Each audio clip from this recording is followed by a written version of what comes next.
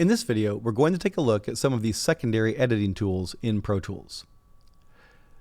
So if we look at the main toolbar here, you will see that next to the Smart tool, there is this speaker icon, and that's the Scrubber tool. If I turn that on, I can click and drag over audio and play that audio, forwards or backwards. This is a great tool for being able to find small bits of something in your audio that you need to locate. Like maybe there's a click or a pop or some kind of harsh sound that you need to get rid of, but you can't quite tell where it is. The Scrubber tool can help you with that. This also works with MIDI.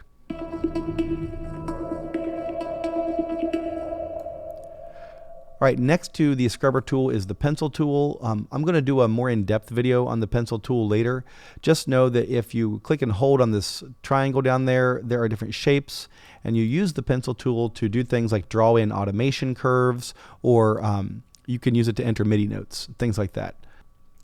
But let's take a look at these smaller buttons.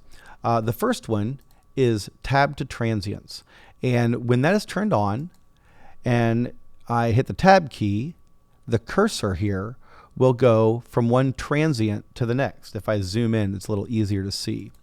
A transient is the onset of a note, and sometimes Pro Tools will detect a transient, like at the tail end of a note. Like this looks like a drum hit, and then like some kind of maybe cymbal hit. We can use the Scrubber to find out.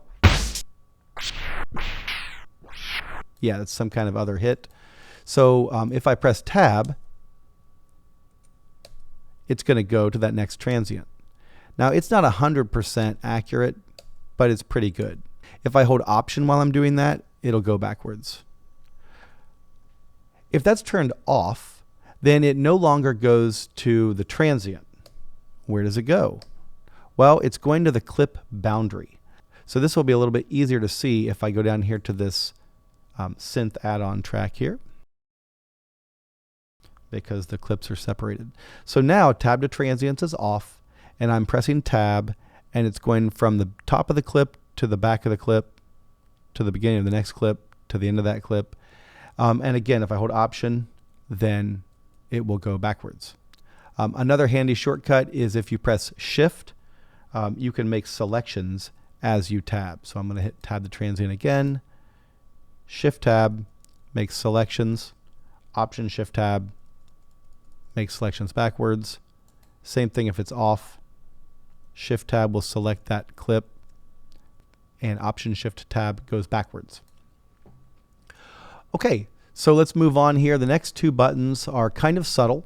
Before we look at them, I want you to notice that when I select a track, that track nameplate is highlighted, and there are arrows up here in the timeline, and when I make a selection, you can see that these blue arrows indicate the in point and out point of that selection. Now, most of the time, when you make a selection in a track, that's called an edit selection, it selects the track and it selects the timeline. That's because of these buttons.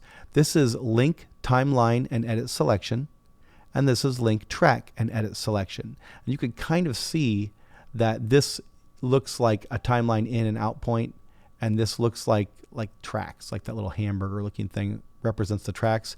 This symbol is an edit selection. You've probably never encountered that if you're new to Pro Tools, because these have been on like 100% of the time. But if I turn them off, it looks a little bit different. I can make an edit selection, and now you can see the edit selection markers. They were hiding under these before, but now they're not. So that's separate. Also notice that the edit selection is in the first track, but the first track is not selected. The second track is. So there are times when you would want to like decouple those functions, but most of the time, I would say like 99% of the time, you just leave them on, because this makes Pro Tools behave in a way that you want it to behave in. Okay. This next button is very handy. This is called Insertion Follows Playback. So if it's turned on, then when I stop playback, the cursor will stick in place. And see, it stays there. And it continues if I play more, and it sticks there. If this is turned off, then it will bounce back to where it starts from when I hit stop.